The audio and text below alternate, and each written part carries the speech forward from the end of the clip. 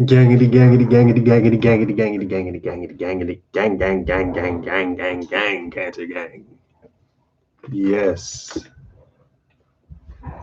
Happy Earth Day to me. Today, I'm going to be really lazy and read to you guys off of my phone because I have unlimited access to free copies of Adventures in the Multiverse, which you can find on Barnes & Noble, Amazon, etc. Well, what's up, YouTube people? See, I'm trying to see. Camera was acting a little bit funky. Basement Dungeon is still very dungeony. And we are reading Adventures in the Multiverse by me. That's right, it's my book. This is my audiobook. I don't even know if I'm going to do any funny voices. But we're going to enjoy this today. So, without further ado, Chapter 1, The Professor. So, there I was, just about to sit on my couch one night when I received the most unusual phone call. I've been frantically in and out of the office for the past 2 days with basically no sleep, so getting a call at that exact moment I began to bend my knees to sit was probably the last thing I wanted. I let the phone ring 4 times, but as soon as I begrudgingly picked up, the voice on the other line excitedly exclaimed, "Jason, get down to my lab. I have something to show you." He hung up before I could put my 2 cents in. But I knew Professor Jones's voice. After all, we had been neighbors for a few years now. My fiance and I had lived in North Carolina since I became my company's second in command for the Raleigh office when they opened. We were both from Cincinnati originally, but not many people would turn down a chance at $81,000 a year plus moving cost. It was enough to actually get a house for the two of us, and in a neighborhood so nice that one of the most eccentric scientists on earth just so happens to live next door. His name is Professor Percival Jones. I don't know why it's not letting me view the chat. But his name is Professor Percival Jones. And in the few years we had lived in North Carolina, this man had always been a trustworthy neighbor. The only thing was, he was just plain weird. Seriously, this guy was outside of his house in boxer shorts, an apron, and a pair of combat boots the other day testing his solar-powered barbecue in his front yard. Worst part is, his job is supposed to be theoretical physics, not seeing if he can use dry ice to launch Halloween candy into orbit. But he did have some serious projects in his lab back at the school. I'd only seen it a few times, and it was amazing. Dr. Jones's 12-year tenure at North Carolina State University was enough to guarantee the man his own laboratory, open at all times of the day. I will say that he had never tried to call in at 10 o'clock on a weeknight. Normally my boo would bother me about actually seeing what the old man wanted, but she was back home seeing family, so I figured that I could just pop through for a moment. I threw on my coat, gave a treat to the rabbit I was keeping for Boo's birthday present when she got back, and locked up the 3-bedroom house without an inkling that it might have been the last time. There's no real way to describe the feeling of driving while so exhausted that I could barely see straight. Nature herself decided to add insult to injury by throwing one of the most intensely powerful thunderstorms I'd ever drove through in the mix. There had been no chance of rain in the forecast, but for a couple minutes in there, I know for sure that there was a decent amount of hail. The storm appeared and dissipated before I could even make the 10-minute drive to the college. When I pulled up to the school parking lot, I was greeted by Jerry, the overweight security guard. He was heavy, pale, covered in sweat, but I would hate to see what he could have actually done to someone who tried his patience. His great hulking form peered over the still dripping window on the guard booth and shined a flashlight at me. I squinted from the glare. "What you doing here so late, Shaggy?" he asked in his country accent while making a usual jest at my appearance. "The professor called me out of nowhere and told me to come up here," I replied. "You ain't never been up here this late before." I could say the same thing to you, G. You bragged about the 8 to 5 shift so many times, I thought they would have had someone else up here. I think I'm just here because the big wigs all know that I ain't that interested in why they's changing the weather all of a sudden. Do you really think that the science department caused the downpour just now? Taking into account how these pop-up showers been happening almost entirely around campus today, I think it's your friends doing.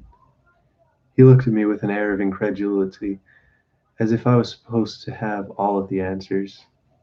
I looked back and tried to smile through my malaise. It's not like they tell me anything.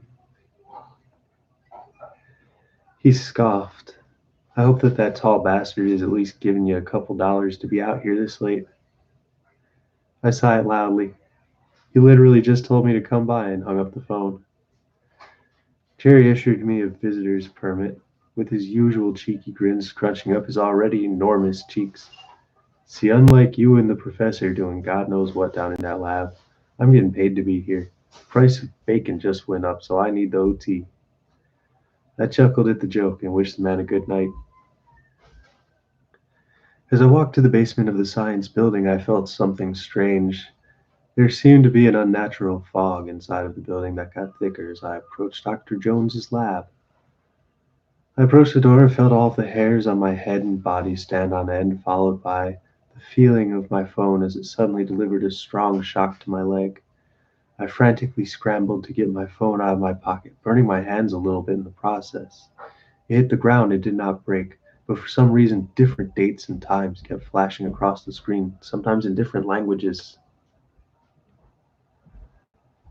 I walked up to the door and saw it, a platform with a strange electrical current running through a man-sized ring that sat atop. A good 10 feet back from the platform, I saw Professor Jones standing behind a kitchen-sized control panel with a stainless steel back and a bulletproof glass facade, as if to protect himself in case the machine decided to blow up. He stood there in his lab coat, an older, light-skinned black man with a good-sized salt and pepper afro so perfectly round that it looked like a wig. He was a good 6.5 feet tall, not including the hair, possibly the only man I knew who had to look down to talk to me. He beckoned me inside and shut off the machine. As soon as the machine shut down, he ran to the front of the platform, scooped a tiny lab rat up in his hands, and gingerly removed a collar with a small camera mounted on top. He held up the collar and smiled a huge, toothy smile. "I did it." My confusion was palpable. "What did you do?" I asked, as I walked closer to examine the rat and its apparently miraculous collar. The professor had plugged a small memory card from a camera built into the collar. He carefully plugged it into one of the many computer hard drives. On the screen was nothing more than a rat's view of the hallway I had just come from. A few different people were walking from a study session, but there was no study session in the basement that night. The old man couldn't stop smiling. "I have finally perfected multiversal travel." Multiversal travel? As in different universes? Yes, Jason, different universes. He said this like he was speaking to a child. We talked about these things before on numerous occasions, and being something of a nerd, I'd always been interested. Multiverse theory was sort of the professor's specialty. I found a way to use a mini hadron collider and helium molecules to create a very specific kind of controlled wormhole. I have to tweak it a little bit, as most of the rats died passing through the electric field when I started. But now not only have I got the right power setting, I've found the frequency to a collection of universes that appear to be between 99.87 and 99.94% similar to the one we live in. I had no idea where to start.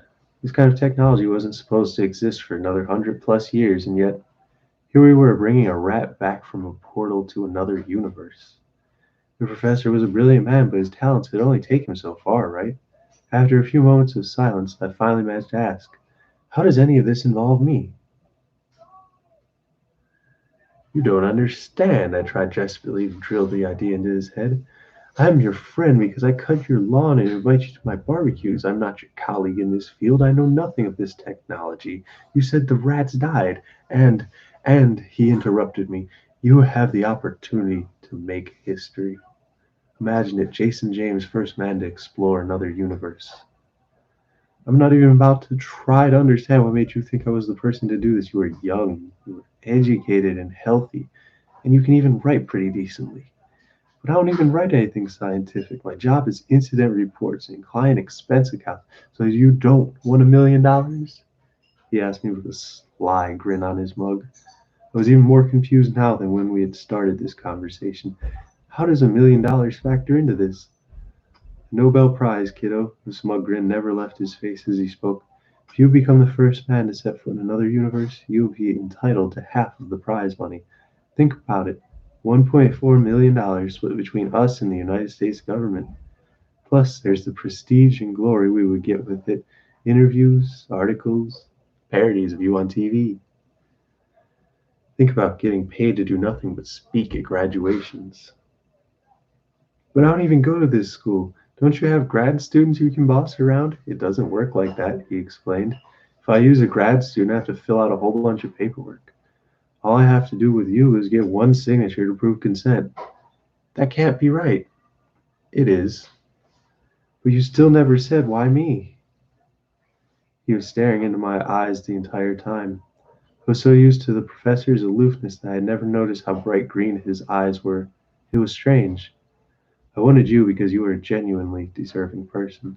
You work at a job that services the needs of handicapped people for a living.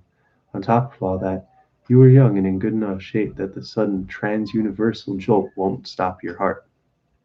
"Well, what the hell is a trans-universal jolt?" "Mankind was never supposed to experience this kind of energy on Earth, kiddo," he explained. "That's why the rats died. Nothing can survive a wormhole without the necessary countercharge. In fact, it's pretty miraculous I was able to get this video footage. The rat's collar contains a counter-jolt device with 7,000 quaploods of resistance." He was confusing me again. "None of this makes sense. I know you just made up at least two of those words." This man was visibly upset, as if I had just insulted his abilities. "I did make up those words, because I discovered all this. This is the culmination of 13 years of research and development, and I just offered for you to come in at the very end. To be your test subject," I shouted back. "If you're going to be like this, I can promise you, JJ, you will always regret the day you played Professor Jones for a fool." He turned his back to me and grabbed a clipboard and proceeded to examine his rat and jot down notes on the rat's health and overall appearance.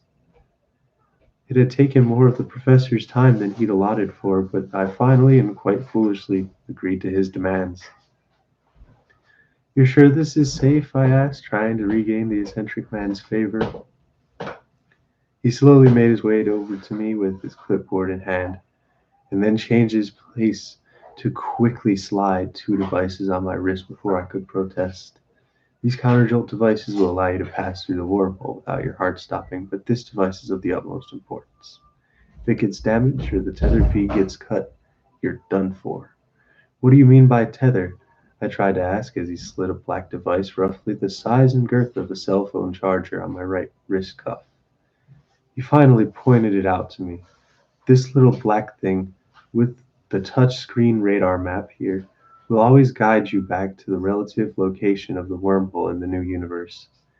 Universes are always moving, so this can detect energy and tell you when, where, and how to get home. The rats have only gone through for a minute or so at a time with an actual tether. You will need this to go a little longer." "Why do you want me to do this tonight?" I asked. "I do have to work in the morning, and if my boo were home, she would never let me leave out the house tonight." He showed me his paperwork. "The answer is simple. This connection might never be established again, and is only good for the length of time I can keep the machine running. You will only be in here for an hour at most, but that hour will be enough to make history. Then you can worry about going back to your J job and never bother with this again. I made one final complaint. How can you be so sure that this will work? To be frank, I'm not. He smiled sheepishly as he uploaded data from the rack. This multiverse we're talking about here, the possibilities of what could happen to you are literally endless. I trust you. You're rare in the sense that you deserve all of the success you've earned up to this point, so why not add Intrepid Explorer to the list? If all goes according to plan, you'll be a hero to billions in an hour. It had taken a lot of effort, but the professor had finally gained my confidence. I couldn't read his calculus, but his footnotes explained the temporary connection and the projected risks at less than 5%. I was ready to step through the portal and make contact with another universe. I signed a few forms, said a prayer, and waited for Professor Jones to fire up his machine. In a few moments, my life as I knew it would be over. Okay, so that's chapter one. I see we had a couple of viewers this whole time, and I can't pull up the chat, so let me just see who's here, because this is so weird.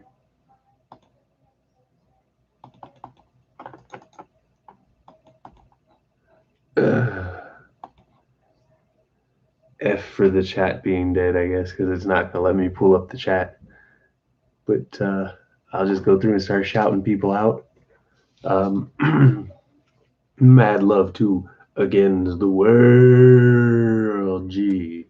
I'm probably going to be over at his house reading some Hem and Wheezy for y'all later tonight. Shouts out to the r/alternate history hub Discord. Shouts out to the American Odyssey Project. Shouts out to my sister whose birthday is 2 days from now. Today is my birthday, so we all do a big family celebration like we do every year. Here in a little while. Not in the basement dungeon, of course, but just all kinds of love out there to Don't Watch Continue and Dog Rose and the rest of their little grown again gangs. I don't even know if I'm pronouncing their city right, but I'm sure I will hear the correction later from Continue. But also, huge shout out to the Alternate History Hub. We're going to be reading that next, actually. We're going to be reading, after my book and after Hemingway's, we will be reading Cody Franklin's Atlantropa Art for his birthday, which is July 16th. So hopefully I can get on at some point July 16th and read that, because that's going to be really dope. Even though the book itself is actually quite sad. But a huge shout out to Rockin' Brittany. Shout out to Marie, who'll be tuning into these. All kinds of love to everybody who's showing up today. I'm so sorry I cannot see the chat.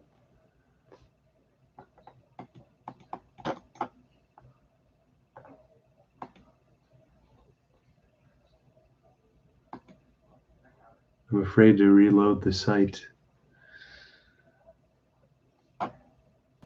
Here goes nothing.